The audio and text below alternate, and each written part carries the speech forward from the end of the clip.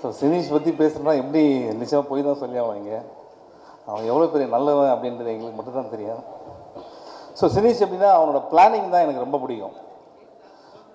ஒருத்தர் லைஃப்பில் எந்த அளவுக்கு பிளான் பண்ணுறாருன்னா வந்து நேஷ்னல் அவார்டு கிடச்சிருச்சுன்னு ஃபோன் பண்ணி சொல்கிறான், சூப்பர் மச்சான் சார் மீட் பண்ணோம் சார் அப்படின்னா ஓகே, ஆனால் இன்றைக்கி முடியாது சார் ஏன்னா இன்றைக்கி ஷாப்பிங் போகிறேன் அப்படின்னு.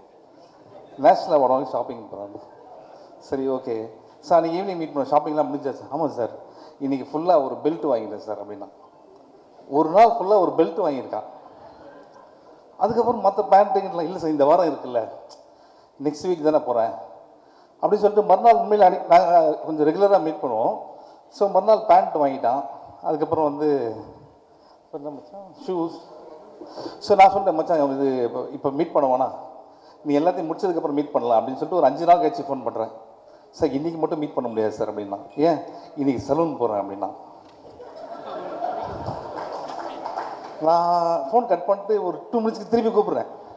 டேய் நீ பெல்ட்டு கூட லேட்டாக வாங்கலாம், சலூனில் 1 டே உனக்கு என்னடா ஒர்க் இருக்குது அப்படின்னா. அப்புறம் சொல்கிறான், இல்லை சார் நான் போக மாட்டேன், சலூனால் எங்கள் வீட்டுக்கு வருவாங்க. அந்தளவுக்கு வந்து உடம்பை நல்லா ஸ்மார்ட்டாக இருக்குன்னு பார்த்துக்கிற ஒரு ஆள்.